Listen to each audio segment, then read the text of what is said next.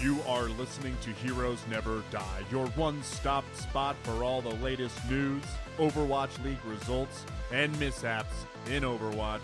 Here are your hosts, Totemly Drunk and Edinar.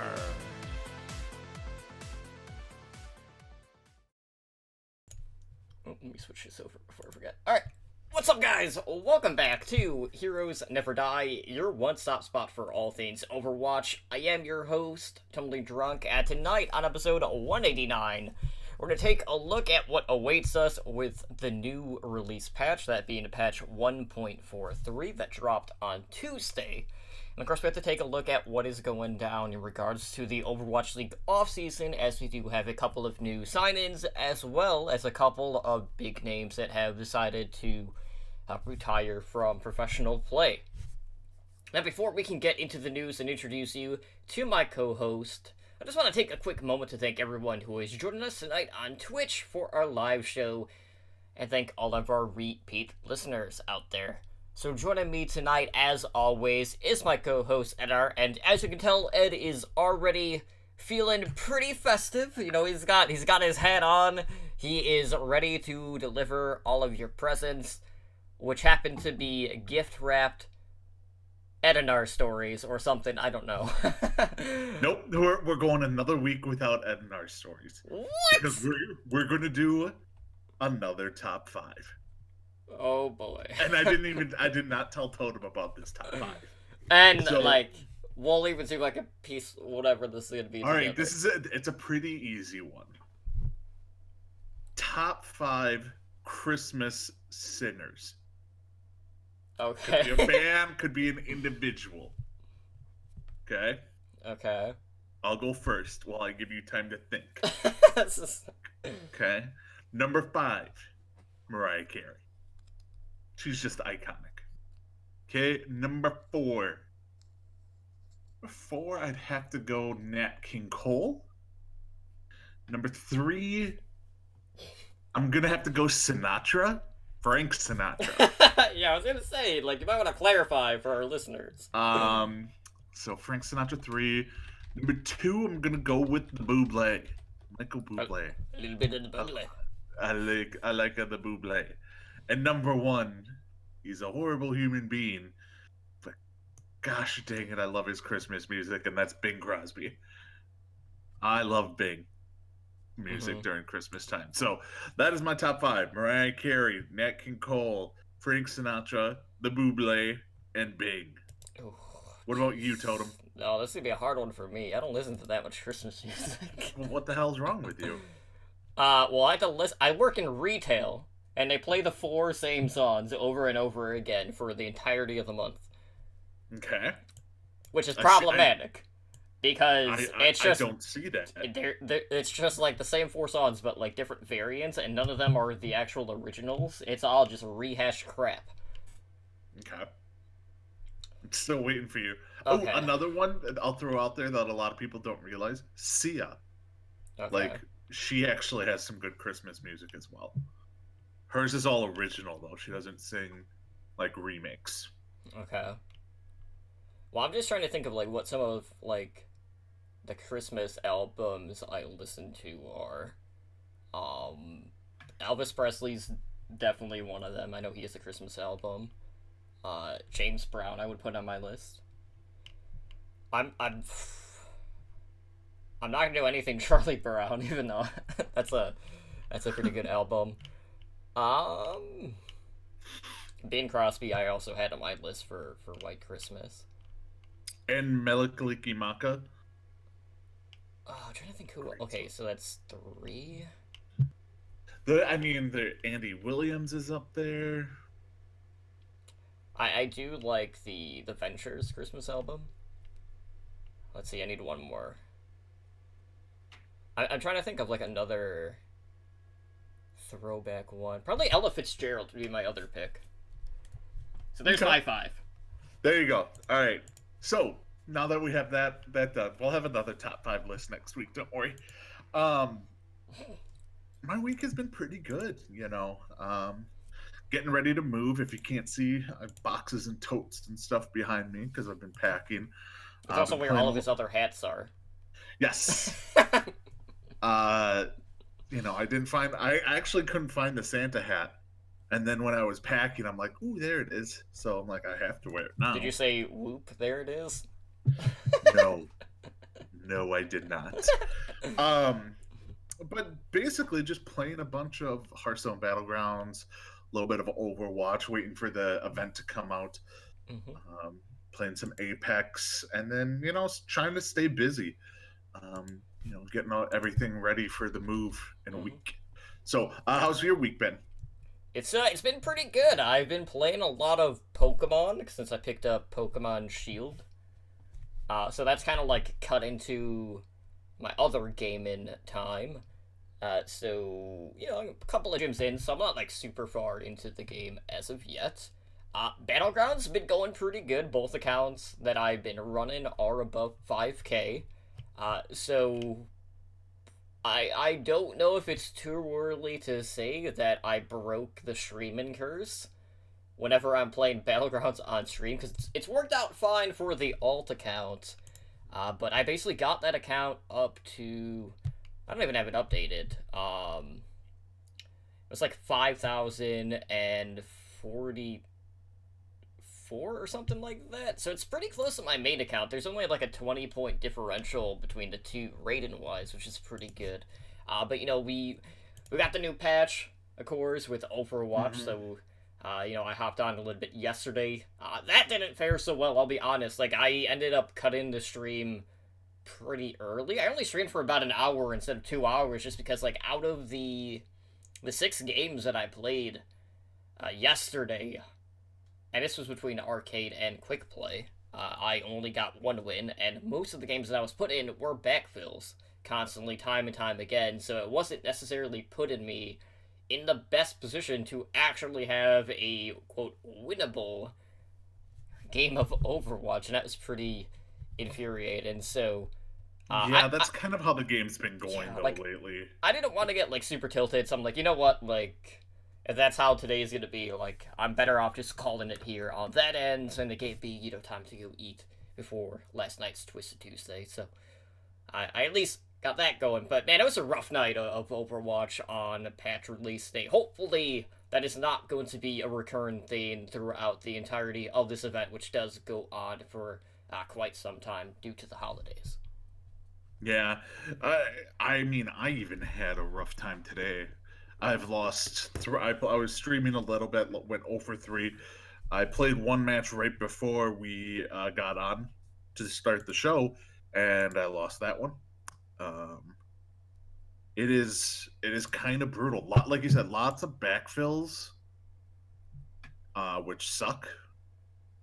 Like, that's the last thing you want, is to just backfill into a loss, and then that's all you're getting, and or steamrolls, or I don't know.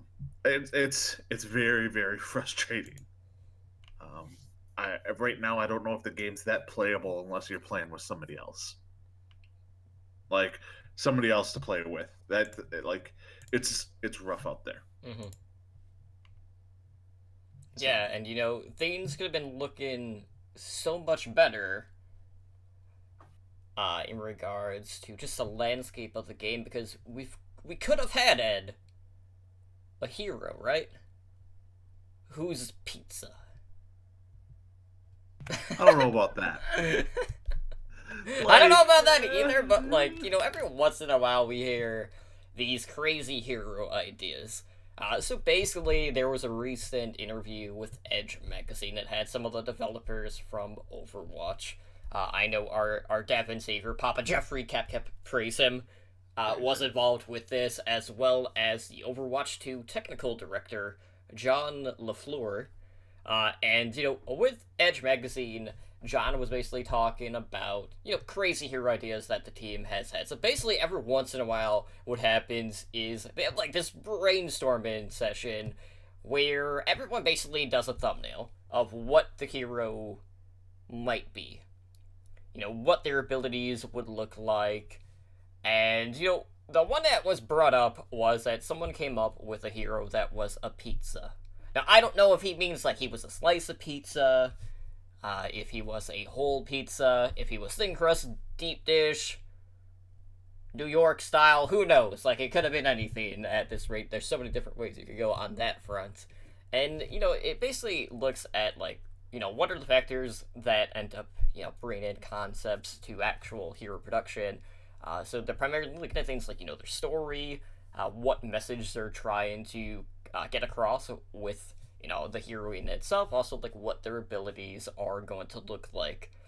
And, like, probably the most prominent example that we have seen from, scrapped hero ideas, or just ones that seem to, like, gain some sort of traction within the community, dating back to some of the earlier days, was a hero like, the Jetpack Cat was probably the more thrown around idea that people wanted to see. And, a lot of people, they like pizza, but I don't know if anyone would really be behind a pizza-based hero. But, like, it just makes you wonder, like, how believable in the world of Overwatch do you think a talking slice of pizza or a whole pizza pie would actually be? So, is it to anyone's surprise that this story came out and weed is legal in California? I'm just saying. Weed, but it's pizza not legal character. in Overwatch. No, but the people who make it are like, what we could really use right now? Pizza. Let's turn him into a hero. Mm-hmm. I'm seeing it happen. I mean, obviously they told us this as a joke, because there's zero way a pizza character would ever be in the game. Like, ever. My only ever is if something like this ever happens. So let's say, for example, there is a pizza hero. The one voice line that needs to be put in the game is something from Gordon Ramsay from Hell's Kitchen, right? Where he's just like, I'm trying to remember what the exact quote was, but like he holds like, it was like some sort of like bread up to like whatever contestant. He holds 2 pieces of bread. Yeah, and like, what are you? What are you? I'm an idiot. What are you? Sandwich. I'm an idiot sandwich. That needs to be a voice line for said hero idea. No. See, the thing is, though, that's a sandwich. Yeah. What you have to do is you have to get the Parks and Rec quotes about calzones. Mm-hmm. Like, and incorporate that, since it is a pizza character. Mm-hmm. But let's just go ahead and put this under. The person who suggested this is no longer invited back. And got laughed out of the room when they suggested this. That's all I'm saying. It's not going to work. It's a fun antidote and a funny story, but there is absolutely nothing to support this. Or maybe they just went out for pizza afterwards. Right? They're like, oh, pizza sounds good right now. Mm-hmm. So And also in this interview with Edge magazine, our deaf and savior, Papa Jeffrey Cap, praise him, was talking a little bit about PvP in regards to Overwatch 2. Now, really, like, no details were shed on this, but Kaplan did note that the team is currently experimenting with more radical changes for PvP in Overwatch. So they didn't really divulge too much on any of the changes yet, but it does kind of, like, suggest that any changes that we are going to see are far from final at this point. So, just based on this, they might actually be past some of the conceptual stage. But is there anything in particular, Ed, in regards to the current state of Overwatch PvP that you feel like the dev team can learn from going into Overwatch 2? Hero ban and ping system. Those are the 2 big things I think that they could add to the PvP that would be very drastic changes that everyone has wanted, and they've indicated that they're looking into it or working on it or doing their due diligence and whatnot. Those are the 2 things I think that they could bring in with PvP in Overwatch 2. Okay, so just just to further elaborate on that, by hero bans, are you talking about each team banning a hero, or are you talking about a hero ban throughout the entirety of the lobby?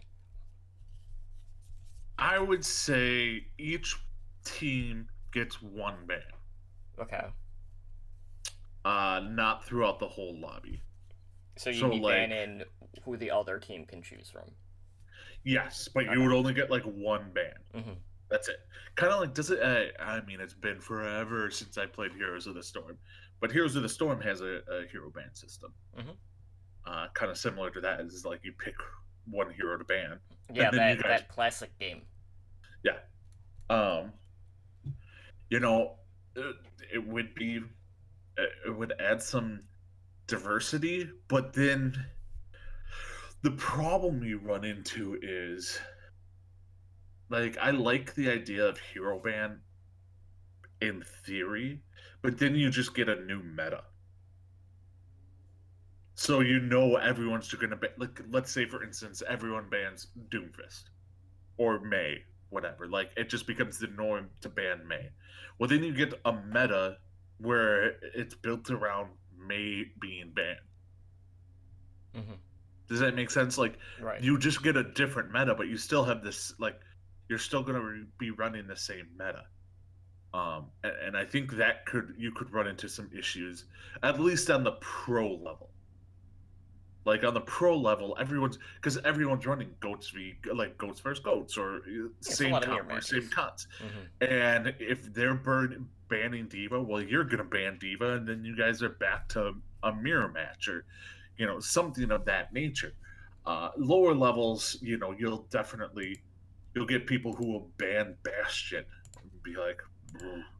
And then also who gets to do the ban. Right. That's the other thing you have to figure out. But I mean, I think there are ways they could implement it. Is there anything you can think of that is like a sweeping overhaul to the PvP system? I mean, I know a lot of people are probably going to be expecting some sort of MMR reset going into Oh. the expansion. I mean, I actually just assumed that. Right. But we haven't had any clarification on whether or not that is going to be in the cards or not. I mean, even going back a while, like, there was that time where, MMR was kind of reset, and it was a Yeah, bug. when Choyobin was a gold tank. Yeah, when we're like, oh, so you guys can do it, but you just opt not to. But, like, if there are, like, major overhauls to the overall PvP system, I would assume that would be a thing that occurs. The Peen system is definitely something that they've talked about quite a bit. The only thing with that is just, like, with the amount of levels within Overwatch, and I'm talking about, like, levels as in high and low, Mhm. like the overall depth of the map, how that would interact with the Peen system as opposed to just, like, a flat surface. There could be some issues on that front, but, we do know, like, that isn't an idea that they've had in the past, something that they're probably going to revisit on that end. But, like, it's been, like, quality of life stuff, basically, with whatever PvP changes there have been here as of late. Obviously, like, the biggest step was definitely roll lock. We also got, like, the new feature that launched with, this week's patch with the while you wait, which, in our case, isn't really that big of a deal, because, like, typically the longest queue that you and I would sit in is, like, maybe 5 minutes. It's not so much, like, high-level DPS queues where people are waiting, 45 minutes, an hour in queue, and then playing other games on stream while they try to get into a game on that end. But, hero bans is definitely something that the community has been wanting. But I don't know if a change like that would be as widespread accepted as something like the introduction of roll lock within Overwatch. And, even in that case, as you mentioned, like, the biggest hurdle is, well, how do you actually decide that? Like, would you just give it to whoever is the highest ranked on the team? Would it be, like, a vote system? Who knows on that end? Or maybe, like, you'll have, like, a bandmaster, kind of like, with, like, jump spots in the VR games. Yeah. Maybe it's just completely random, because that's also. And I think that's the only way you can do it is random. And, like, that's the only way you can truly implement in most games. So yeah, it'll be interesting to see if they can implement it. I can't actually think of another like big thing that they could put in that would completely change the PvP scene. I mean, I could go completely outside the box and, think of BR elements. So, like, there could be gear or weapons that they put into the game that you could pick up. Not a lot, but some. Or, like, I don't even know. More jump pads. We need more. Yeah, like, who knows what they could really do, but I'm sure it's something we haven't even thought about. So it's definitely not going to be remove 2CP. No. Damn it. Delete May. Yeah, Nice. yeah, delete. Yeah. The Antichrist. Basically. She's horrible. Mm-hmm. Same with the people that made Symmetra. Like Superman. Stupid Superman. My favorite part about like that whole thing was like everyone's probably gonna hate me for this. Like, I mean, I don't hate him for being a Symmetra main. If he would have said May, I'm a May main, I'd have been like so happy you got fired from Superman. The world is better off without you. Mm-hmm. You and your mustache, and cocking the arms to start the fight. Yeah, he's got to reload. Okay, he's got to reload the arms. Yeah. So, yeah. He has to make sure that he's ready to pull the trigger on that punch, Ed. Okay. Exactly. I don't know why it looks so outlandish to you. Maybe it's the mustache. Yeah, that was probably it. It's the mustache. Mm-hmm. It needs to go. I think it's probably already gone. Yeah, because he doesn't have it in The Witcher. So yeah. Which, by the way, drops this month. Sure. Isn't that in like 9 days? I mean, sure. I have zero interest in it. Hold on. I wanna double check because I know there will be listeners that want to know when it comes out. December 20th. Okay. Yeah, a week and a half, boys. I will not be marking my calendar for that. Okay. I mean, that's fine. But like, as a gaming community, I'm sure there are a ton of people that are going to be looking and binge watching that the day it comes out. But anyways, moving into this week's hot community topic. Not really a whole lot going on, like, I'll be honest.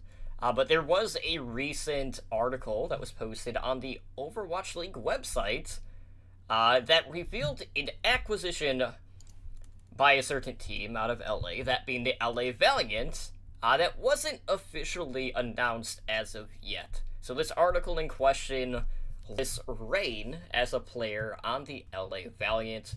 Rain, of course, being a main support player who had been released by the Florida Mayhem back in October. So this was someone that was basically picked up by the Mayhem during the mid-season signing window. So this was after Rain's run with O2 Blast, where he would end up filling a backup role during Mayhem's shift to a full Korean roster. But, I don't know what it is, Ed. It seems like this is almost a recurring thing with the Overwatch League website, where information gets out that isn't officially announced yet, and, I don't know about you, but, like, to me it definitely feels like just not the greatest look.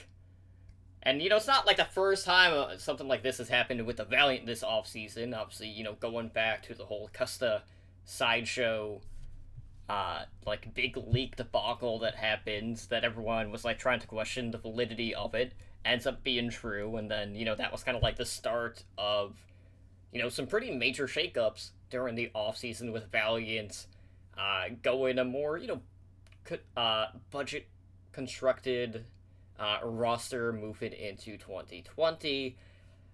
And, in this case, like, you have to assume, we know Cuss is still on the roster.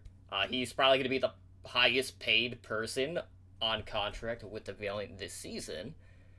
But, like, with this, like, do you feel like there is any chance that we could see Cussa move elsewhere to try to save some money for the Valiant? Or do you think it's, like, a safe spot? And if not, like, what do you expect the split to be? Or do you feel like Rain is just going to be warming the bench again this season? Yeah, Rain's warming the bench this season. I don't think Custa is going anywhere. If they did have plans to move Custa, they wouldn't have included him on like the official Custa leaks that they did to announce 5 players or whatever. Mm-hmm. That like they wouldn't have included him in the off-season plan. As far as the leak coming from the Overwatch League website, I'm sorry, this is not on the Overwatch League. This is not an issue they have. This is on the teams. Yeah. Everyone knows who's on the team. If they were signed 3 weeks ago, 2 weeks ago, a month ago, you know what? You can't. It's not the Overwatch League's job to know who has been announced by a team to be signed. Mm-hmm. It's their job to know who's got signed. Not when they got signed, or if it's been announced to the public. If you signed him a month ago and the league approved it, and like he's on your team, in their mind, he's on the Valiant. It's not up to them to keep that private.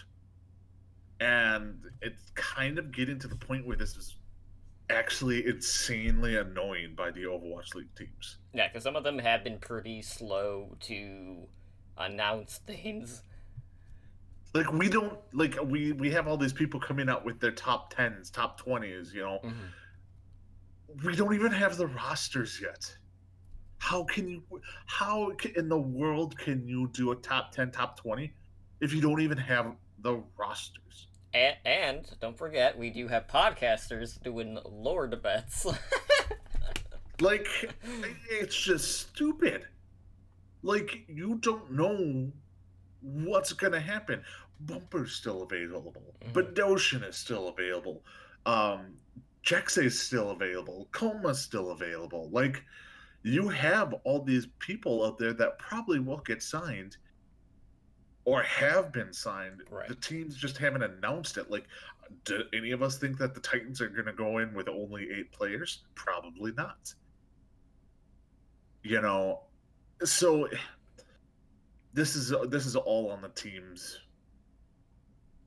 Sucks to be them. You guys, the league should actually step in and be like, once you submit it and it's approved by the league, the Overwatch League releases a statement, like a transaction list. Enough with this. We're gonna slow drip leak this shit on Twitter because it's getting to the point where it's just annoying. So. Right, and in other value news, and I don't know if you saw this, but McGravy actually posted a poll about a week ago about Die Hard. Yeah, where McGravy said it's not a Christmas movie. Where 74% out of 7,121 votes did in fact say that Die Hard is a Christmas movie. Fucking millennials. And I will say, like, I did like the Overwatch League's response of saying, 23 hours is just simply not enough time to answer this question. Yeah. So it's just an ongoing thing for the rest of our lives that will continue to happen time and time again. But yeah, I agree with you. Like, it's been a frustrating off-season knowing that we were having announcements before we ever really heard anything about team options in a lot of cases. And, with some teams, there are even teams out there where we haven't heard about the team options, or other teams that just haven't made any announcements at all. And it's just like, well, okay, like, guys, like, what's going on at this point? Like, are you making any moves? Because, like, I know at one point, like, Zildjian was leaked through the Overwatch League website for the Hanzhou Spark. Haven't heard anything on that front. Like, we heard from Sugar Dad that Kodak is getting called up to the Overwatch League, so we don't know where exactly he's going to be, whether he's going to be on the Atlanta Reign or on another team. And everyone just expects Bumper to get picked up, just based off of some of Sideshow's comments here as of late. So, like, it still seems like we're going to have a slow week at, a slow drip of these announcements. And at the point that we're at right now, and granted, we're kind of like in between holidays, it doesn't really seem like in the near future there is going to be any change on that front. So it could be like that for the next, 3-4 weeks at this point, and then, by then we're going to be a month out of the season start, basically. So, hopefully sooner than later, we'll have finalized rosters so we can really start to, break things down closer, do divisional things, taking a closer look at where we'd rank teams, maybe do, the top, who we expect to be the top of the rookie class, things like that. But for now, it's just a case of, it's like, well, you're only able to work with the information that is known at the time, and we don't have full-scale picture of what it actually is at that point. And, as content creators, it's just like, it kind of limits us on, what we're actually able to talk about. Obviously, right now, a bulk of it is going to be speculation one way or the other, just because we don't have any actual footage outside of, show matches, and that was only with the Chinese teams, all of that good stuff. But, Raid has a spot. Probably not going to be making a ton of money with a backup role on a Valiant, knowing the direction that they have taken. But it just kind of makes you wonder, how much longer are we going to have to wait in order for the Valiant to officially announce this, since it has been pretty quiet on their social media here as of late? Because everyone knows it's happening at this point, and sure, maybe some people overlooked it, but the information is out there in some form, just not on an official platform on the Valiant side of things, so I don't know. But I will say this will not be the last time something like this happens. It's gonna happen again. Oh yeah, 100% will happen again. The bigger question is, will it happen to someone that would be perceived as a more notable sign-in? Because then I feel like it would make there would be a bigger case to be made at that point. Just off of, name value alone on that end. Because, Rain's not going to be at the top of anyone's, mid-season pickups or anything like that. But moving into other esports news, let's take a look at what is going on inside the Path to Pro. And, of course, the Overwatch League. So, we do have another Academy team who has decided to call it quits, at least for the 2020 seasons of Overwatch Contenders, specifically the North America scene.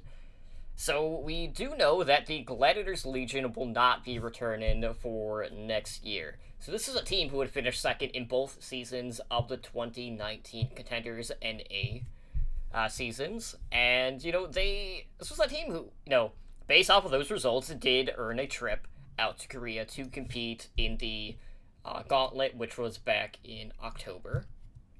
Unfortunately, they didn't really fare that well. This was a team that got knocked out in the quarterfinals of the Gauntlet. But, when you look back at the landscape of Contenders in North America, specifically the Academy teams out there, this is the fourth time this year that an Academy team has dropped out of Contenders NA. So that list includes Energy Esports, who are the Shock affiliate team, Mayhem Academy, obviously Florida Mayhem, as well as, more recently, we had XL2 Academy, that being the New York Excelsior Academy team, also saying they're not returning. So, basically the team has parted ways with their players as well as their coaching staff. So you got players like Rolf, Dalton, Water, Luddy, and Emil all becoming free agents at that point, as well as someone who was on a two-way contract in main tank Pinker. And, there was an update to this, and we do know that the Gladiators, and, this is something we'll talk about in a minute, they did go out and they picked up another main tank, so they declined the team option on Pinker's contract, so he's not going to be with the organization going into the 2020 season. But it just seems like time and time again, like, we hear about these departures from these teams that have back-in from Overwatch League organizations, and it's not, like, the best look for Tier 2 when the teams that have the money are basically saying, like, yeah, like, the money's just not there right now. So what kind of message does that send to all of these other organizations that are looking to break out in the scene or just even venture into the scene after they've kind of like had success elsewhere? Well, like, I actually don't think it's a lot of these teams, like contenders teams that are affiliated with Overwatch League teams. Yes, they have money from the Overwatch League, but their cost of operating is much higher. Mm-hmm. Because not only do they have to, they're part of the brand and everything, they're going to have to pay more for their players because you're not getting these contenders teams, these affiliate teams that are going out there and getting all randoms and signing them.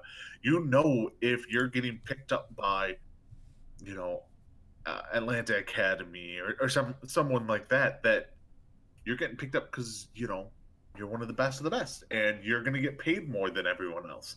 Like, they sometimes have to pay another team just to get you, and then they have to also sign you, and then they also put them in like some of their houses, and they get the more perks. It's a lot more money for these teams affiliated with the Overwatch League teams to operate than someone like what would be the Sky Foxes, let's say. So I get it. I think it's Tier 2 is made for not having Overwatch League contenders teams, just for the simple fact of a lot of these, or it's just Overwatch League is still so new, and it's not like they're flush with cash. Mm-hmm. And they can't be spending some of their profits or some of their capital on a Tier 2 scene when they're not getting like guaranteed consistent income and profit from the Overwatch League because it is still brand new. So it's not a smart business decision to have a contenders team. Now Atlanta is a little different because they bought a pre-existing team and it's worked out well for them, but now most of those players are gone except for Sugar Free and one other person I can't remember. And wouldn't surprise me if they disband too. Like, I don't see the advantage anymore of this. Right. So if you really want to get somebody from contenders on your team, you just pay them a bunch of money to join your actual Overwatch League team. So yeah, the other person was Saucy on Saucy, that's who it was. So this doesn't surprise me. It sucks, but it is what it is. Yeah, and it's not going to be the last one. It's also worth noting, like, when we're talking about academy teams too, specifically, there are only a couple that have done very well in regards to selling off talent that they bring in under their umbrella. I'll say the best example that we have, who have had a lot of turnaround, a lot of players moving up to the Overwatch League, or even just to other academy teams, is Uprising Academy. They've probably had the most movement out of any team that we have seen, and I do know, like, they made 2 new signings this week. They picked up another DPS as well as a new main support. One of the support player came from Angry Titans, and then the DPS player has no contenders experience, no trials experience. So it's a very low risk move for a team like Uprising Academy, and if they're able to get a contract offer for this player, all power to them. But like, not everyone is going out and able to move talent around or sell talent off to these other teams as well as Uprising Academy have done. So like, I don't think Boston is in a situation where they're in danger of being one of those teams that's going to be like, there's just nothing for us here. Just because they are bringing that money in. Sure, they might not be winning championships at the contenders level, but you don't always necessarily need something like that to get that sort of cash flow. So, they're a team that strikes me that will be potentially, like, the last man standing at this rate. You're muted. Dang it. It's been a few episodes since I've actually done that. I have been doing good. Yeah, I don't know. Contenders is just a wonky ass scene. Like, there's no right way to run it, no wrong way. Well, there's wrong ways to run it. But it's, I don't know. There's no fix to any of this. Sadly. Yeah. They should just bring in Sugar Dad to run the tier 2 scene. Oh god, that'd be amazing. Sugar Free is going to be the like, I'm going to buy like every alternate Sugar Free jersey for whatever team. If he's on the Outlaws, I'm buying a Sugar Free jersey. Mm-hmm. So. And, just speaking of Sugar Dad real quick, he was a guest on Blackwatch Report very recently, within the past week. So yes, go listen to Blackwatch Report, which is one of the High Noon productions. So shout out to Thorn Rain as well as Kyle who do that show, close friends of ours on that front. But yeah, definitely we're checking out that interview on that end. But getting back to the Overwatch League news, as I did mention earlier, the LA Gladiators did add some depth to their tank line, and they have turned to former Paris Eternal main tank player LH Cloudy to bolster that front line.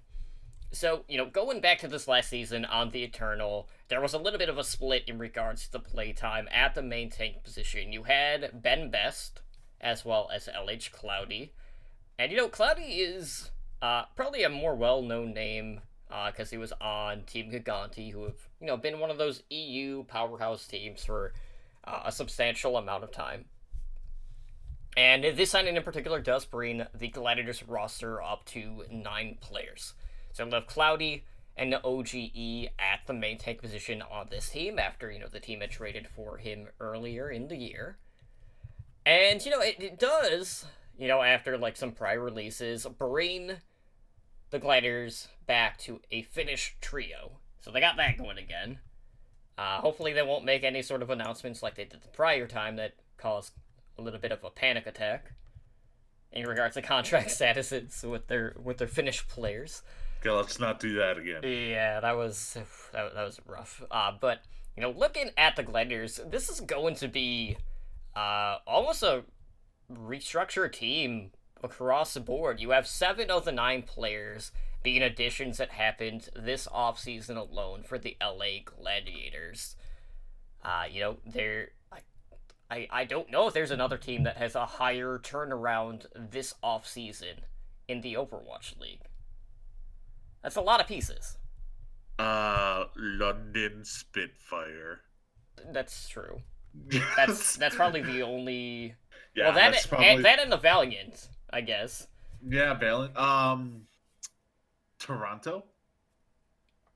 Yeah, but in most of those cases, that was a lot of trades freeing up space. True. But no, this is. I mean, yeah, that's kind of crazy how much of a. You don't really consider it a rework of the franchise, but it is, based on how much they changed. But it doesn't feel like they changed, but it doesn't feel like they changed. Like the team doesn't feel any different. It feels, even though they got new players, it doesn't feel like a different Gladiators team. It feels like a lot of like side grades. Exactly. Maybe not so much Minor with the upgrade DPS here. line. Yeah, minor upgrade here, decrease here, so on and so forth. Like it kind of all evens out. Like Cloudy, LH Cloudy signing as the backup tank, fine. You know, it's one of those. It wasn't very good for Paris, but he probably deserves to be a backup. Well, he has synergy with the support duo. Yeah, but he still won't play. Probably not. No, you're not trading Decay for OGE to give LH Cloudy playing time at main tank. Yeah, unless there's like one hero in particular that Cloudy excels at over OGE. Yeah, and we didn't see that last year. So I'm not going out on a limb. This is just signing a backup player. Mm-hmm. Yeah, and I am really curious about with the upcoming season how like feast or famine it's going to be for some of these teams. Just because like we know at a fundamental level, with the introduction of travel, the landscape has shifted quite a bit. You have teams who really don't have to move all that much, only have to travel like 20,000 miles or whatever over the course of the season. And then you have a team like London. I don't know if you saw like all the travel breakdowns for these teams, but like London had like over 70,000 miles that they have to travel next season. Like almost 3.5 times like the least travel distance of any of the teams in the Overwatch League, and it's just like, man, like we know travel is going to have its effects, but like there's really not a fine line of balance on that end either. So like knowing that London is a completely like restructured team too, it's like, well, how bad is that going to offset them more than what we would have initially perceived, just knowing that they are going to be traveling more than any other team in the league next year? Like, who knows? Mm-hmm. But it's going to be a lot of adjustments for the league as a whole, but it is going to impact some teams more than others. But, knowing the Gladiators, this has been one of the better ran organizations in the league. For the most part, like, we really haven't had a ton of issues on that end. There really hasn't been a whole lot of dirt on the Gladiators either. So pretty squeaky clean name on that front. But this is a good sign-in, but I wouldn't expect to really see a whole lot of Cloudy in LA at this point, nor Rain for that matter. Cloudy. Yeah, I mean, there's kind of a drought. Not just in Rain, but also his playtime. It's Lay Cloudy instead of LH Lay Cloudy. Lay Cloudy. Mm-hmm. So now I guess at the end of the day, when is LA gonna get like a wildfire sign in, or does anyone even go by that? I don't think anyone. Well, there's fire. Yeah, Legion had water. Yeah. Not anymore. They could have used that water a lot. Mm-hmm. Oh, this is awkward now. This is one of those bits that plays for too long, and we're like, okay, guys, we get it. All right, move on. Moving on. Let's get some old farts out of this league. So we have two pretty big names that did decide to retire from the Overwatch League over the course of the last week. One of which, Ed, is on your favorite team, right? Yes. You even had a sign for him at BlizzCon for the Overwatch World Cup. I got a picture with him. You did. That being none other than DPS player, or I should say Junkrat player, Jake. So Jake mentioned in his TwitLonger that, there were a couple of factors that led to this decision. A lot of it kind of boiled down to the rapid pace of improvement that's needed in the league, as well as, just happen to adapt quite a bit whenever there is a meta shift. And, in the 2 seasons that Jake played with the Outlaws, this is a team that finished in 7th place in the inaugural season. Little bit of a drop in the second season. They did finish in 16th in 2019. And when you look at this Outlaws roster, this is the third player to step down this offseason. Now, Jake did note in his post that, he is not done with Overwatch entirely. He does have plans within the Overwatch scene. And, we saw how adamant he was about casting. He seemed pretty excited about it at BlizzCon. So a lot of people are, expecting him to be a very likely candidate to join the talent team for the Overwatch League in the new year. There's also some murmurs about Jake potentially becoming a coach. On what end, we don't know, but, that's been another thing being thrown around. And, I know some people are like, well, he also mentioned something about travel and how extensive that's going to be in the new year. Well, there are cases of coaches not traveling and still coaching. Like, you have players that are based in EU, like Seda, who has been remote coaching. Same with, coaches that are, either on one of the coasts that haven't really been traveling with the teams either. So, remote coaching is also a possibility. But when it comes to Jake's future in the Overwatch scene, Ed, what do you feel like is the most likely situation? So, you got options of coaching, just being a streamer, full-time now. You have caster staff, or maybe someone, on an analyst desk. Because, you have to expect, we're going to see some pretty big shakeups on that end, too, knowing that there's basically going to be two teams, essentially, for the talent. Yeah, he's going to be casting. I think that's almost a foregone conclusion. That he's been doing it for Overwatch events officially. It will allow him to also stream part-time, which I know he really enjoys doing. I don't see him being a coach. I think he wants to be more in it with the fans, and he really enjoys casting. That is one thing he did actually say to me, is that he really enjoys casting. He loves it. And so, I think he's going to do the casting and then stream and his off days, and that is how we're going to see him. I don't see him being a coach. Some people have also brought up a players rep for a union. Mm-hmm. I think that's a bit premature because, well, for starters, there is no union. Mm-hmm. So, he would have to start a union to be the rep for the union, and I just... Right. There's too much. We would have heard about that kind of stuff by now. So I'm going with he's a caster who will stream. Mm-hmm. That's the most likely option.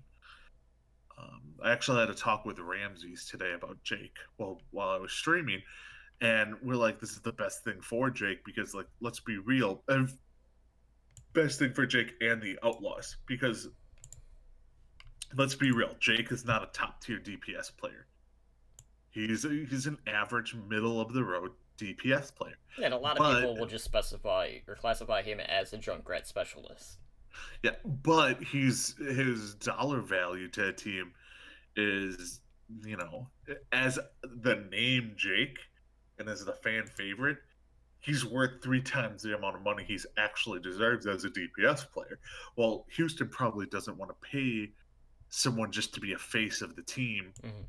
But bring down their DPS line. This was the best of both worlds. Jake gets to retire to go into further his career. Houston gets out of having to pay him probably 3 times what he probably deserves as actual talent on the team, and everyone wins. So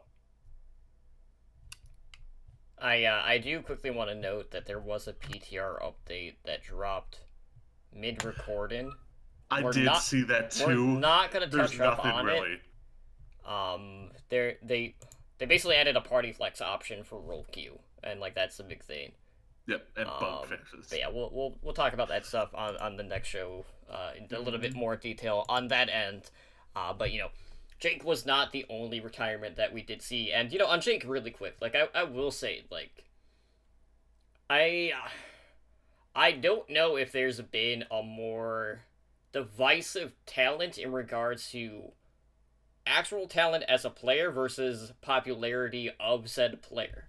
Like, cause Jake is one of the more well-known names in the Overwatch League, regardless of, how he fared with the Outlaws, how much he played for the Outlaws. But, the one thing that you definitely can't take away from Jake is how stellar of a representative he has been for esports as a whole. Like, out of anyone that's had, TV appearances or anything like that, Jake to me has always come across as the most well-spoken person out of the lot that we have seen. So, it sucks that we're gonna lose him on that regard, but, if he's moving to the talent team, you're gonna be seeing a ton of Jake, more so than what you were seeing in the actual Overwatch League. So. Yeah, like, I think if you're a Jake fan, this is the best thing you can hope for, because, like, let's be real, you get to see more of Jake, and I actually really like Jake, like, as a personality. Mm-hmm. I wasn't an Outlaw fan, but, like, as a personality, Jake is probably one of my favorite in the Overwatch League. But, I mean, like, just because I like Jake as a player doesn't mean I have to like the Outlaws. And, now we get to see more of him and have fun, and he's going to be part of the streaming team, or the announced team. And it's going to be good for everyone. Like, I don't know. If he wasn't going to be part of the announced team, I think he would have stayed on as, like, a content creator. Mm-hmm. Like, that's one of the big things that I was just like, if he was just going to be like a streamer, he would have stayed with the Outlaws, but he just would have been a content creator for them. So I don't know. We'll see what we see from him in the future. But that was not our only retiree. Yeah, and the person in question actually did take the content creator role for that organization, that being Pine from the New York Excelsior. So, the big boss has decided to hang up his 6-shooter. He's hung up his Peacekeeper and opted to retire. But he will be sticking with the New York Excelsior family through their parent company, Andbox, as a streamer.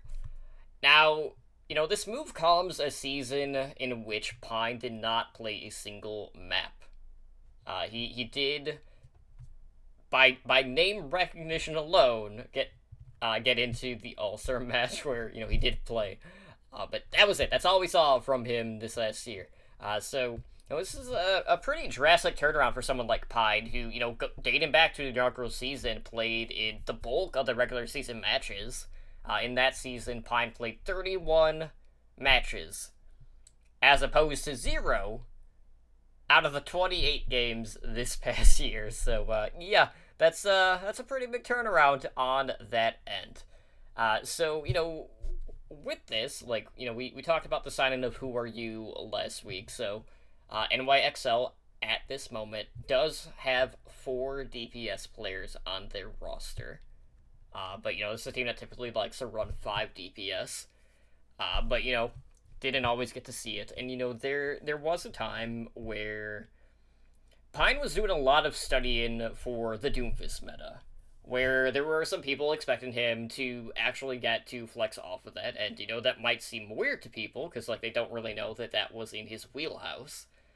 But, Pine, based off of what we know, seemed to be someone that was willing to adapt, try different things. There were a lot of reports of him actually practicing a lot of, like, main support as, like, a backup, because that was, like, one of the other team needs that New York would have needed at the time.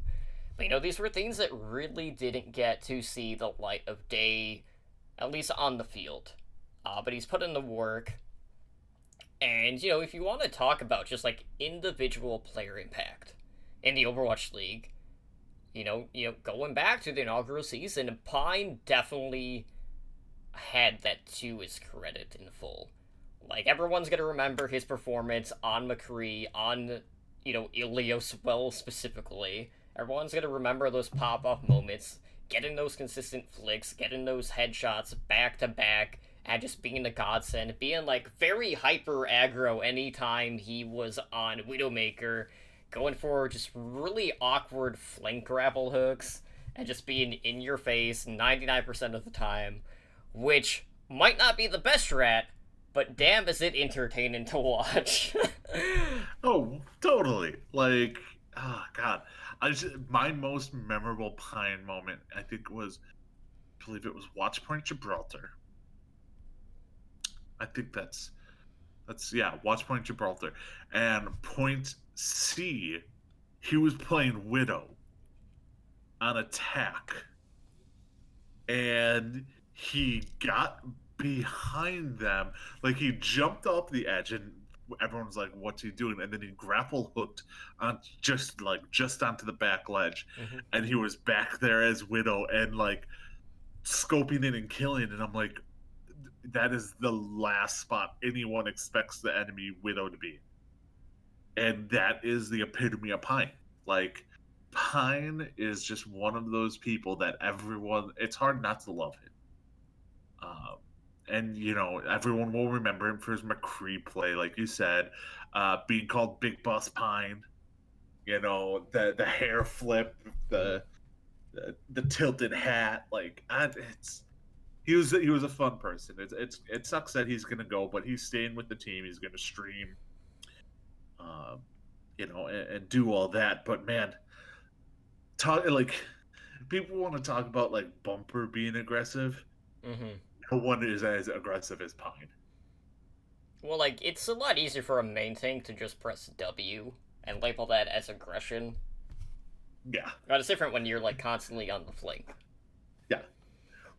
Name me more than one aggressive or aggro Widowmakers. Right.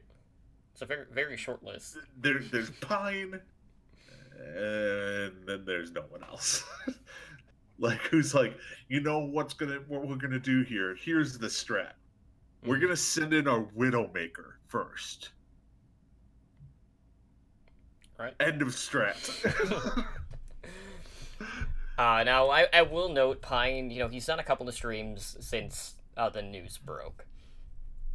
And he did kind of leave things open in regards to his career within Overwatch. Based off of what was said, it seems like a lot of this was kind of stemming from a lack of confidence on his part, which is understandable because he went from being almost a guaranteed starter during the inaugural season to just not seeing the stage this past year. So of course, that's going to have its effect both mentally, and also physically in some senses too, on his body, just constantly just being away from the team in some regards. But he's always been in with the meetings, things like that. But it's not easy for anyone just knowing that there really wasn't anything more that he could have done in order to get that spot back. NYXL kind of seemed set in their ways of doing things with the playoffs, because a lot of the adjustments that they had made was opting to run a lot of bunker compositions and things like that, which they did to varying success. There's some good moments and bad moments on that end, but this was a team that didn't really opt to run a lot of Doomfist, which at the time was the go-to in a lot of ways for the meta. So it sucks we never got to see Pine have that opportunity. Knowing the individual impact that we know that he has, and we'll never know if it would be to the same level as what we would have seen on some of these other heroes from him. Yeah, and it's one of those things where, if I'm not mistaken, he actually is going to be streaming from Korea. He might be in Korea streaming. And that could just be me not reading things correctly, but I thought he was going to be starting to stream from back home, which is kind of a big deal for him because he can be a professional streamer and still be home, because he did have to take time off because he was homesick in season 1 and stuff like that. So yeah, you know what, maybe this is the best thing for him, and maybe he sees how this goes, and maybe next season somebody needs a DPS player and they come to Pine, and Pine feels more comfortable and everything, and just overall happier and in a better mood and whatnot. So who knows where we'll end up with Pine, but I'm glad he's sticking around in the Overwatch community. That is a big thing. If Hitscan makes its way back into the meta, he would definitely be a player that would be at the top of the sought-after list in regards to being a sign-in. So, hopefully one day we'll get to see that, but, I do not feel like this will be the last that we see of Pine, at least in the competitive scene within Overwatch. I agree completely. So that will lead in to our main discussion for tonight, which is all about patch 1.43. Now, patch 1.43 dropped yesterday. That would be on Tuesday. Let's see, that would be December 10th? 10th. Yep. So that brought, a number of balance changes to the game. It brought a new feature, which, we talked about earlier, the While You Wait feature. That would, give you a distraction whenever you're sitting in a long queue. Then, of course, we have the Christmas event, Winter Wonderland, back. So, let's do a quick roundup of, what happened within this patch, and then we'll jump into the actual event stuff. So, the new feature, which we talked about when it hit the PTR, is While You Wait. So, this gives you the option to play some other different game modes whenever you are sitting in a queue. So, you can enter the practice range, you can skirmish, you can jump into, a deathmatch against other people that are using this feature. Custom games you could also, venture into. But, for us, Ed, as the average, in some cases, or slightly above average, depending on what the average is nowadays, who even knows? It might still be gold. But we'll say, in our case, typically, queues are anywhere from, a minute to, 5 minutes on the very high end, which doesn't happen that often. That happens more so to me whenever I am playing on EU servers with, the crew over from Omnic Weekly. That's when I get the longer queues. And, that's about it. So, there really hasn't been a lot of times where I was like, you know what? I would really love to hop in and do something else right now. Because that window just isn't there for us. But, for those Grandmaster players, for the top 500... for someone like Seagull, this is an absolute massive deal because, he's having to sit in 45-minute queue time, so he's able to still be engaging and still be within Overwatch, so he can hop in these deathmatch games. And just what, gives him something to do that doesn't detract away from what he normally would be playing at the time. So, that's a nice feature, but for us, not something we're going to see a lot of value out of. You know what? I disagree. Plain and simple. Today, every match I've played today, I've been queuing as DPS in quick play, and it's been 5-6 minutes, and I'll go into deathmatch real quick, and just hone some skills or whatnot. Even if it's a 3-minute one. You just go in there, what smart-ass comment were you going to say? I see that stupid-ass smirk on your face. Well, I just want to clarify really quick.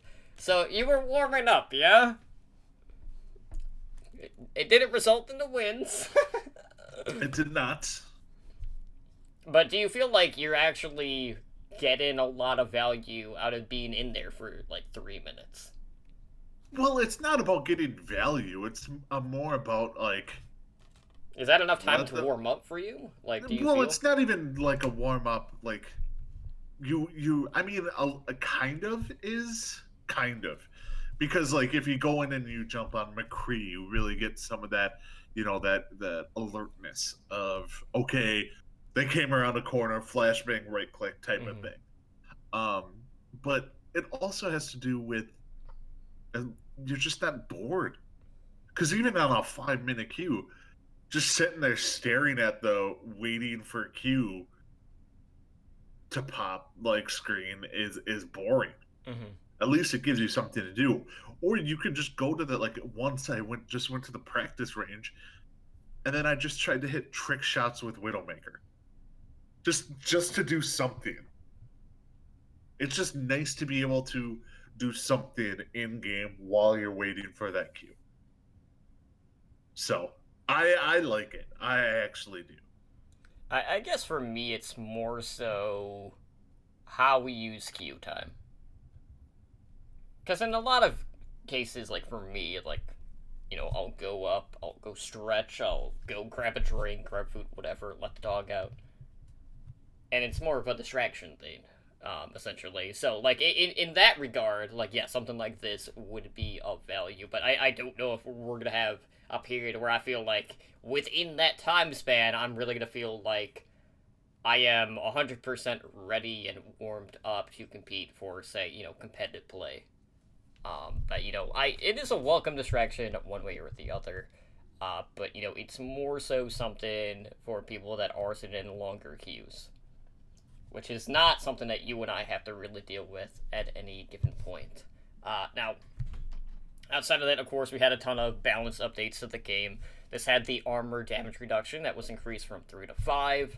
A lot of changes to barriers. So, you had the Orisa base armor buffed from 200 to 250. The barrier health was reduced from 900 to 600.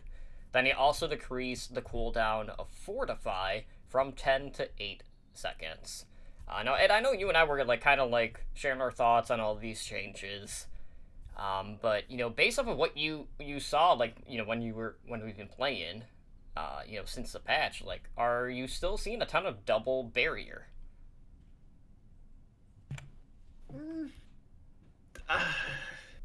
It's hard to all right, Sigma is not as strong, obviously, as after the nerfs. I'm seeing a lot of Reinhardt. See, what I saw basically in almost every map is Reinhardt, and then a mixture of a second tank. So I've seen Reinhardt Orisa, I've seen Reinhardt Maul, I've seen Reinhardt Zarya, and I've seen Reinhardt Roadhog.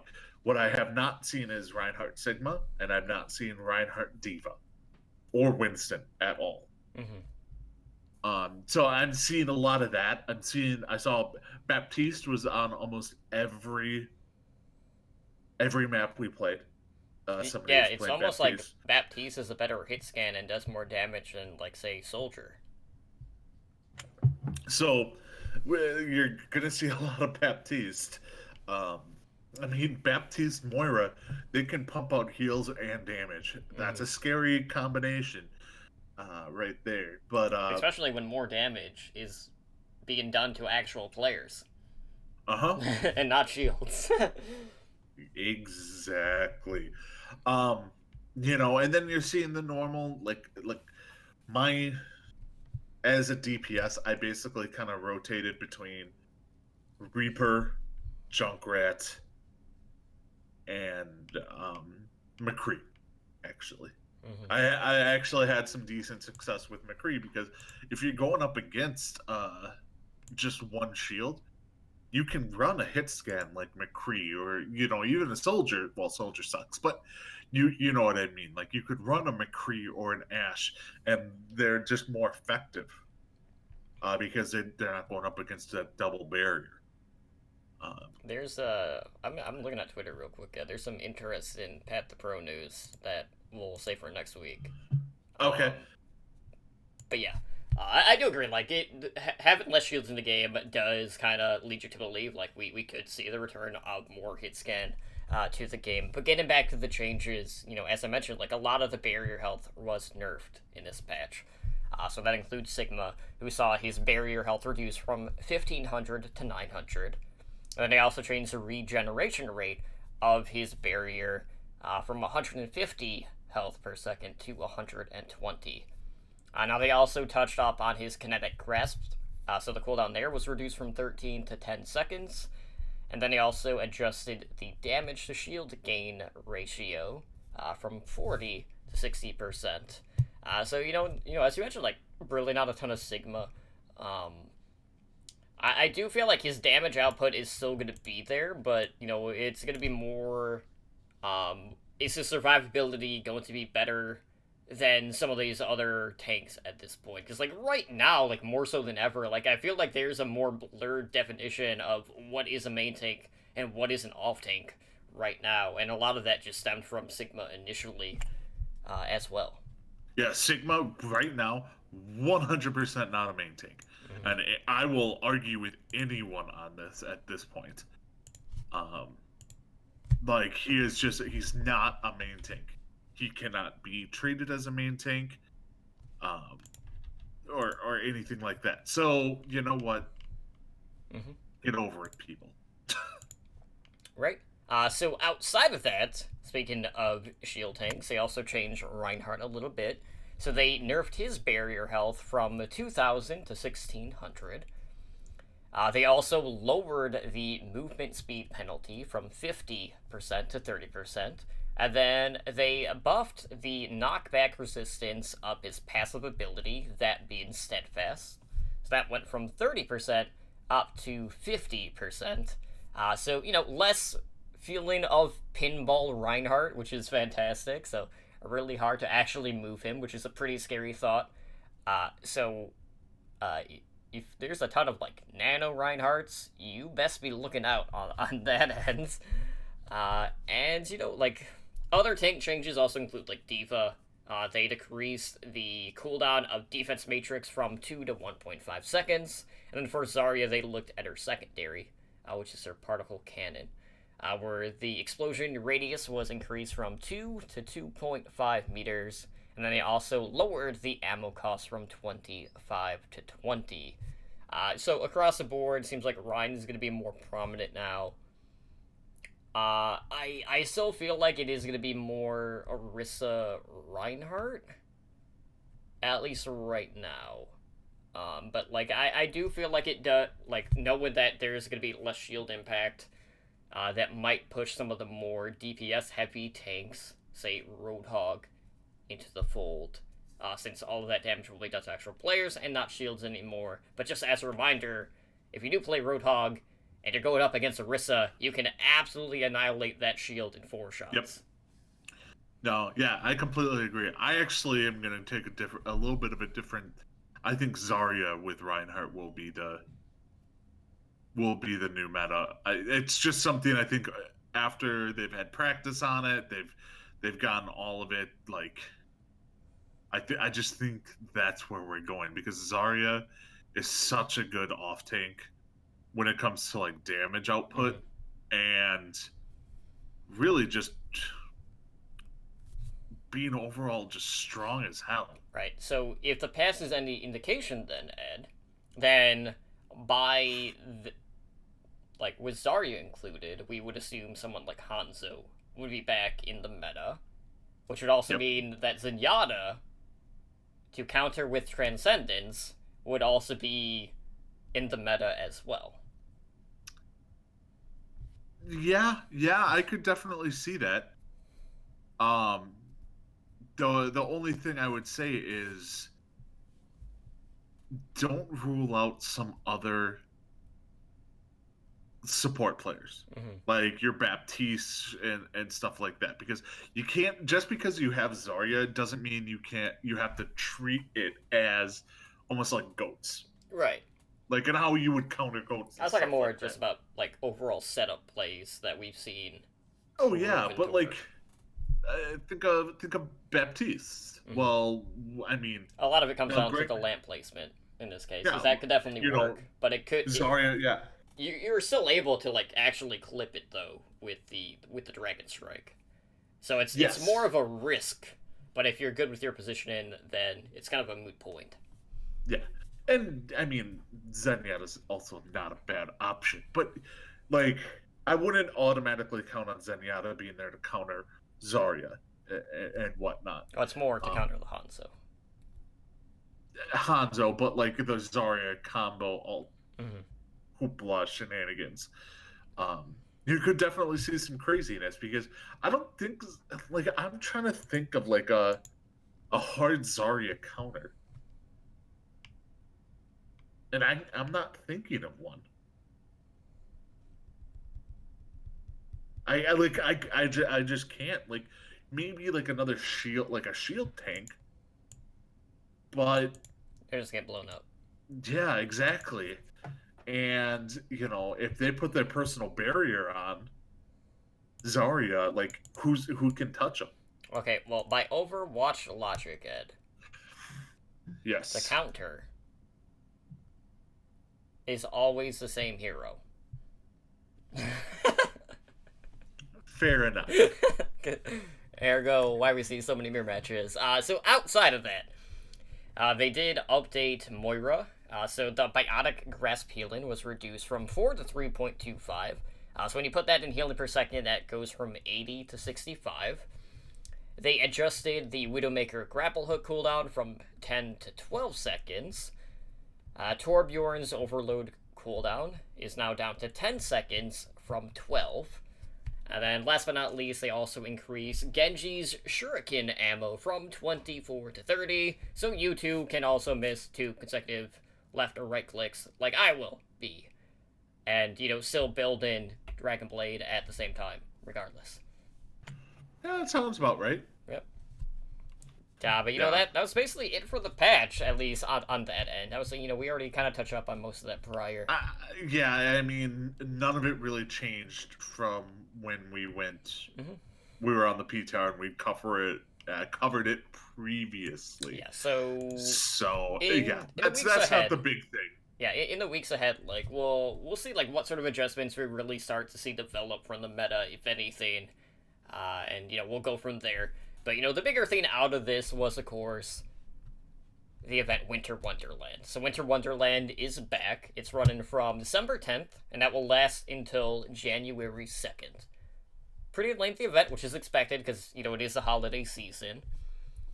So with this event, we do have the return of the weekly challenges, which has been a kind of a recurring thing for the events now. So the event brings 7 new skins, 3 of which are earned through the challenge. So each week, players can earn rewards by getting wins in, quick play, competitive play, arcade. If you actually get wins, we've had a little bit of struggles on that end so far. You can also get 3 Yule log sprays just by logging into the game during the event. Now, in regards to the event itself, of course, Ed, we got the dreadful Maze Snowball Offensive and Yeti Hunter back in the arcade for a limited time. And there's a new shit. There's a new one in. Okay, so rewinding really quick. A common complaint about Overwatch when it comes to the event calendar stems from the fact that, as a whole, people are like, guys, you're not actually updating the events. And with this new thing, I'm not going to say that my opinion has changed at all. Because, yes, while there is a new thing, it also stems from another thing that was already part of the event. So it's not like, hey guys, here's a completely new brawl, yada yada yada. That's not the case. But what they did add is Snowball Deathmatch. So it's a free-for-all deathmatch. You play as Mei. It's just like the Mei's Snowball Offensive, except it's a free-for-all, so you have the 8 players, just like typical deathmatch. And you are able to unlock new sprays and achievements in this mode. Now, with that being said, Ed, I don't know about you, but I do not plan on playing Snowball Deathmatch. I will play it once to get the loot box. When I checked, it wasn't on it as a bonus. Oh, on my Blame Canada. On my Blame Canada account, it is. So I haven't checked at my Ednar account. On my Blame Canada, I have a lot of stuff. Not just.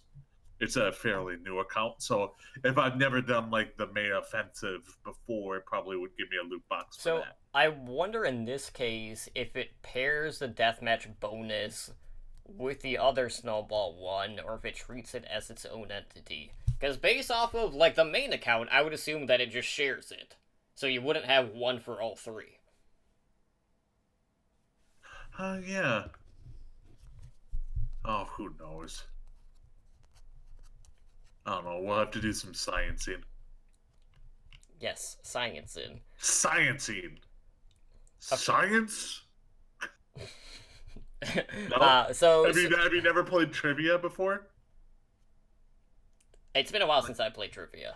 I'll be honest. See, I go like once a Yeah, week, and you go all every the time. time there's a category, they're like science category, and everyone screams science, and then a little part of me dies on the inside. Mm-hmm. And then you're just like nerds. Nerds. So of course, with the event, we got to talk about the cosmetics, Ed. So we do have a couple of new legendary skins. So, if you saw anything from BlizzCon, you already know what one of them is. That is the Rhyme Sigma skin, which gives him, kind of like that frosty look, complete with devil horns, kind of reminiscent of like the White Walkers from Game of Thrones. That was the one that we already knew about, and of course, like during like the initial reveal, or like the initial promotion for the event, was the one that they showcased. It's like, really, guys, we already knew this. Now, that being said, there was also a leak of all the other skins that would be with this event, so all of them came out ahead of time anyway, so that's kind of a moot point. But we do have a new Doomfist skin, which is the Jotun Doomfist. That is kind of like a Frost Viking kind of like skin.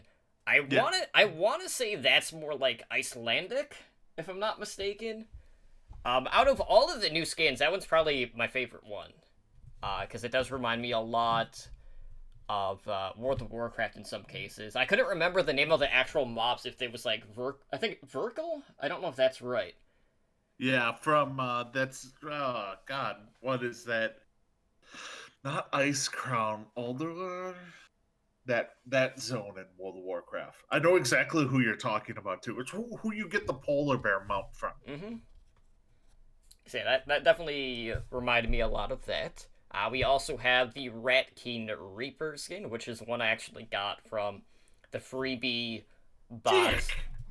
And Actually, then I actually don't dislike that one. no, and then there's also the Mountain Man McCree. So not really a whole lot going on with like the belt buckle. So like it doesn't really match the typical like McCree MO on that. Yeah, and here's the thing, they have a better, cheaper McCree Christmas skin with Scrooge. Like that's just a better skin. Like, why would you wear this one and not the Scrooge? Just saying. Yeah. See, that one to me strikes more like something like out of the Hateful Eight than anything. Oh yeah. So those are your legendary skins. There are also the 3 epic skins, which you will unlock during the weekly challenges. So there is an Ugly Sweater Soldier 76 skin, as well as a Holly Moira, and a Snow Angel Mercy.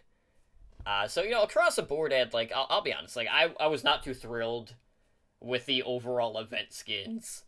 I already mentioned, like, the Doomfist skin out of all of them was definitely my favorite. But out of a lot, like, which ones are you actively looking to acquire during this event?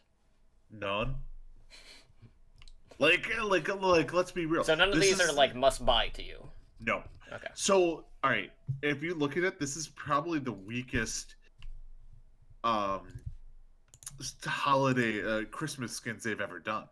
So if you look at it, when it was first brought out in 2016, they had 12 Christmas skins that came out.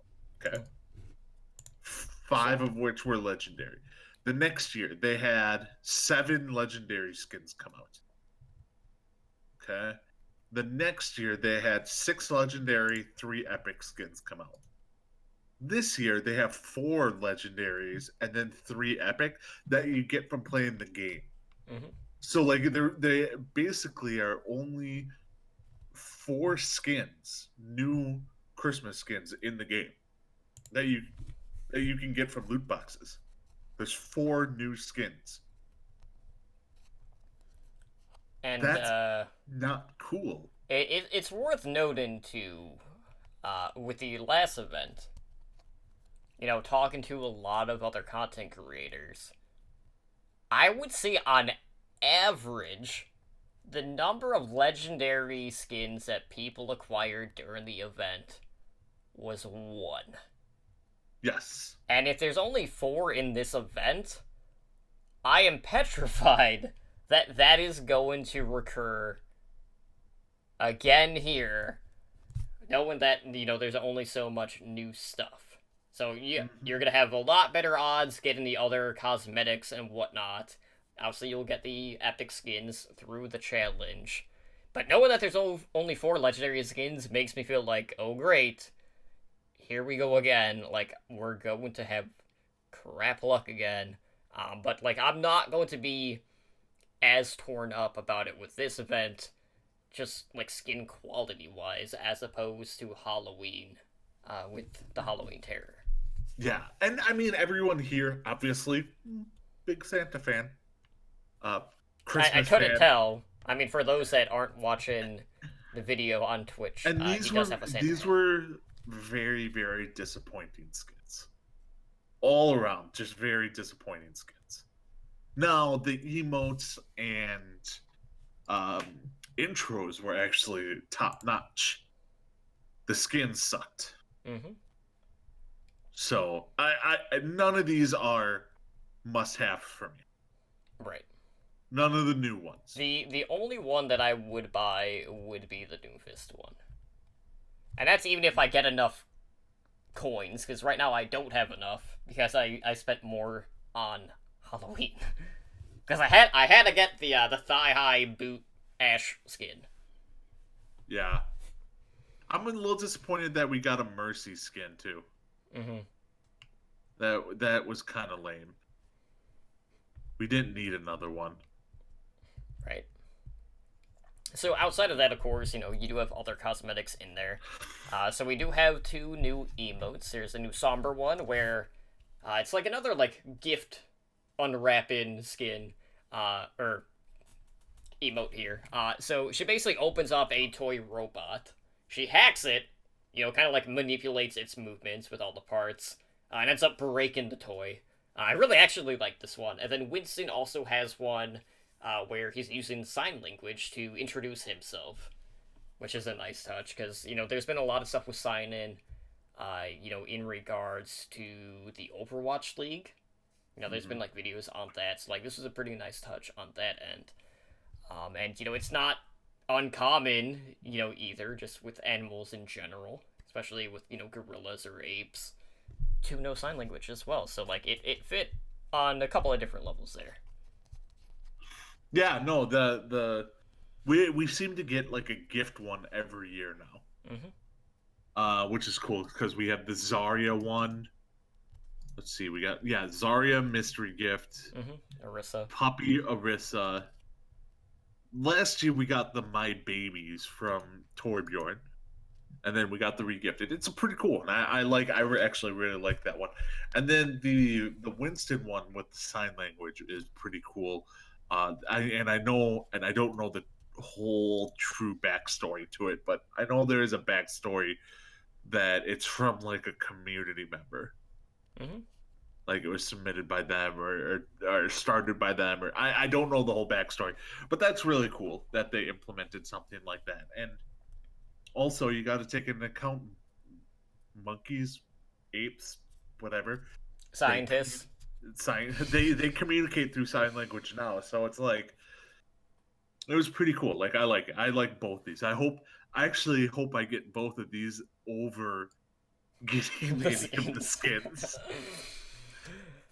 So, outside of that, we also have some new victory poses. Most of these are like the toast ones. So I know Lucio, Symmetra, Wrecking Ball all got one. We have one new highlight intro, which is for May. The Festive May one, where she's, like, hanging up Christmas lights. And, for me, like, it's funny, because, like, I still wear the Honeydew skin for May. So, like, whenever I played that, I was like, May, put on some freaking pants! What are you doing? This is the one that I'm gonna buy if I don't get it. Like, I love May's intro, like, with the Christmas lights. Love it. I love everything about this one, and yeah, if I don't get it, I'm buying it. Mm-hmm. So, voice line-wise, there are a couple of good ones. I will say, like, there is one in particular that is probably going to be more likely to get spammed than everything else, and that is the Jingle Bells Wrecking Ball voice line. don't think I've heard that one. where he's actually like humming it. Yeah, I can definitely see a lot of people picking that one up. There was also a new Sigma one where he is talking about like being invited to parties and like explaining what the hell escape velocity is, and I was like, whoa, hold up. One, how many parties does Sigma actually get invited to? Because I'm pretty sure that number is less than one. So that one What was if kind of he's- like random. What if he's like? What- What if it's a beach party? Or what if he's just throwing his own party? Does that count too? It was self-invitation. Technically, but like he's the perfect person to invite to a beach party because he's not wearing any shoes. Yeah, I mean, I guess. And it's not like he has to Yeah. worry about like the hot sand either. Yeah. I'm glad. I'm glad we got to the bottom of that one, Ed. And it also Victory. turns out that Baptiste is a TLC fan. Baptiste doesn't like. He don't like no scrubs. Yeah. He also doesn't go chasing waterfalls. Don't go chasing waterfalls. Yeah. I mean- Rivers and that we moved through. I don't know the words to it. Well, neither do I. I mean, that's a Don't throw go back. chasing waterfalls Mhm. to the rivers Uh, and. So outside of that, Ed, were there anything else like within the sprays or anything that you were looking at possibly buying or just looking to acquire from the loot boxes you get? To stick with our singing theme here. Okay. Let it go. Let it go. So there's a Frozen spray in the game now. It's the Mercy spray, but it's like Anna from Frozen. Right. So I definitely will be getting that one. And I will let it go. Let it go. Mm-hmm. So, Da-da-da-da-da. to sidetrack off of this really quick, because this Wait, is Frozen. Now we're sidetracking. Because this is Frozen related. Okay. I can talk Frozen. was having an argument with a coworker Okay. within the last week Wait, about Frozen 1 or 2? I'll say like Pixar movies in general, but Okay. like the movie in question when I brought this up was about Frozen 2. It's a little backstory. My family went to see Frozen 2 without me, which for me is a big deal because I always go and see the Pixar animation movies. Okay, did you disown them? And I was like, what the F? And that's not the first time this has happened, but usually like they go when I'm at work. It's whatever. Yeah. But like my coworker was telling me that it would be weird if I were to just go out and see Frozen.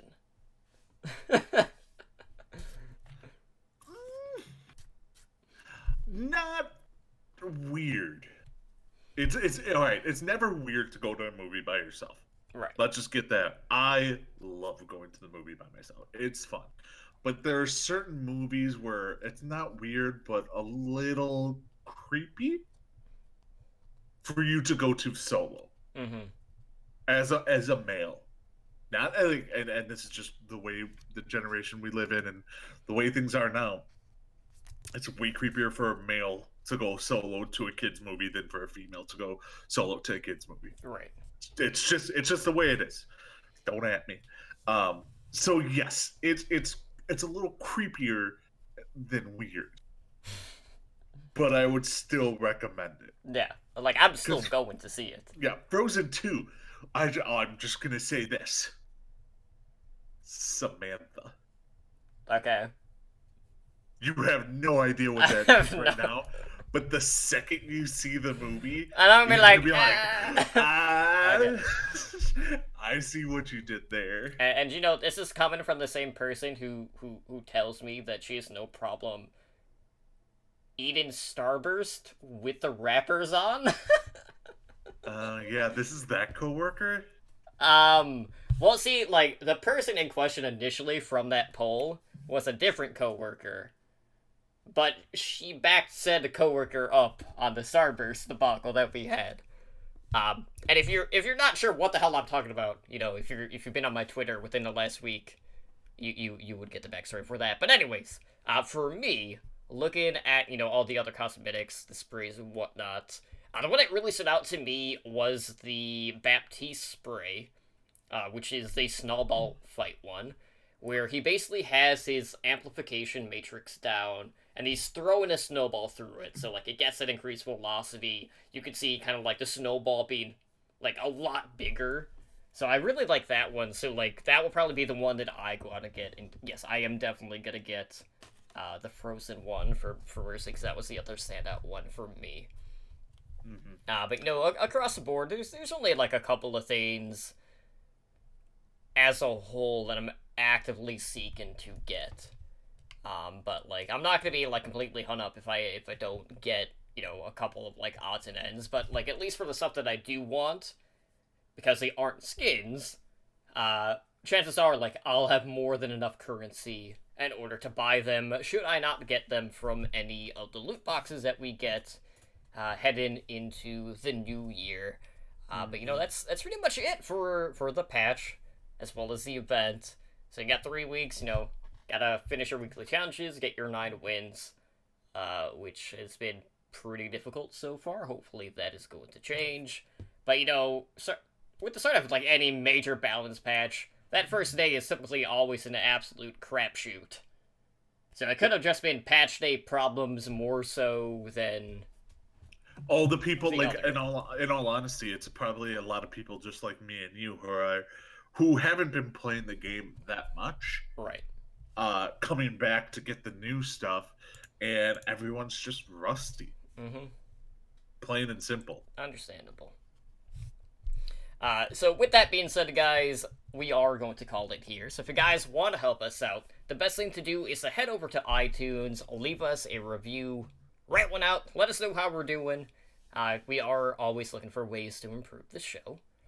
To find additional Overwatch-related content, check out Overwatch Recall on our website, and then keep up to date on all of the weekly Recall stuff on Sundays on our Twitter at OW Recall.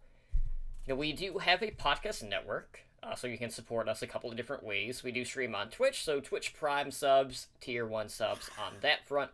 Always welcomed, greatly appreciated.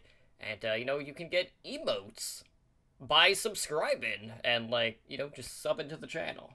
And you can share them with the other people that watch on Twitch, so that's awesome. Yes, I got part of a snowman's arm. Yeah, now you need to find the rest of the snowman. Or I'm just gonna Kind of be like Olaf from with Frozen. Olaf in Kingdom Hearts 3, where you're trying to piece them together. And then there's other boulders that are completely wrong sizes, and then you put them together, and he's just like, I'm pretty sure this isn't right. I've never played Kingdom Hearts. Well, you can definitely have really weird proportions with Olaf in this case. Fair enough. But anyways, we also have a Patreon page where we have tiers starting at just $1 a month. That's $1. $1, not a whole lot of dollars. I mean, we're not that demanding. But Although just we think wouldn't of the turn it value. down. Just think of the value you get from $1, knowing how many shows we have on the network.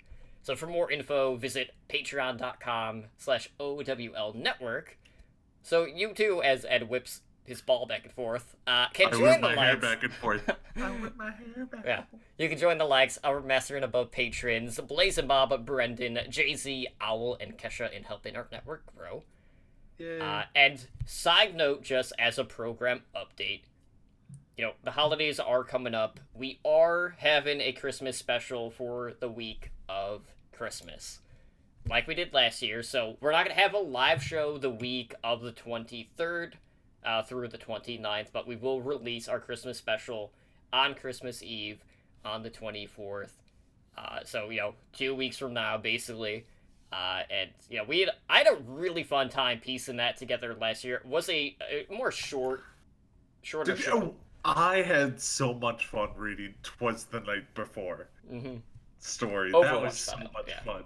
Yeah, Overwatch "Twas the Night Before." Yeah, so I know a lot of our hosts are really ecstatic to bring that back, as am I. So stay tuned for that. We did also have a new show launch, initially on YouTube, but we are rolling it out to the Overwatch League Network podcast feed. This is one of Spider's children.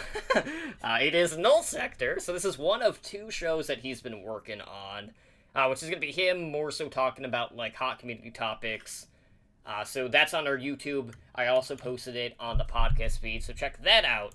But Ed, of course, we do have a number of ways how our listeners can get a hold of us, so please let them know how they can do that. Alrighty, so you can reach us through email at hndoverwatch@gmail.com. We are on Twitter, and that's at hndoverwatch. We do have a website where we post everything, and that's owlnshow.com. We are on YouTube, and that's youtube.com/Overwatch League Network. We do have a Discord that you can come to and harass all of us and ask us questions and, all that fun bejazzle at discord.me/OWLNshow. We are streaming presently live on Twitch at twitch.tv/OWLNshow. We are a Twitch affiliate, so help support the show by subscribing to our channel and earn our network emoticon. We do stream pretty regularly, so Overwatch League Network airs Mondays at 7 p.m. Pacific. OWL by the Numbers airs Tuesdays at 6 p.m. Pacific, which will be coming back in about a month when we start doing our breakdowns of by positions and all that fun jazz. So keep an eye out for that. And then this show, Heroes Never Die, our variety Overwatch show, airs Wednesdays at 5 p.m. Pacific. And then host streams, when available, run on a flex schedule. So be sure to follow us to be notified when we go live. And then, as Totem said, we also have the Patreon at patreon.com/OWL Network. You can reach me, Edinar, personally on Twitter at Edinar Overwatch, or streaming at twitch.tv/Edinar. Totem, where can they find you? Well, I'm also on Twitter. That is at TonallyDrunkCTR. And I've been streaming Monday through Thursday over on my primary Twitch account at twitch.tv/TonallyDrunk. So really, honestly, I've been having a blast, actively streaming again, just being very consistent with it. So I'm there Monday through Thursday, pretty much every week. Holiday week will probably be a little bit different when we get there.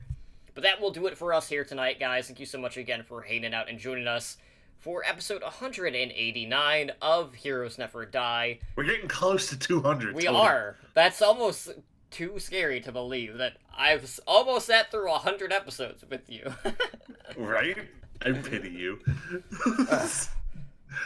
But I have been your host, Totally Drunk, joined as always by my co-host Edinar, and we hope to see you guys back next week for our next episodes. Take care and have a good night.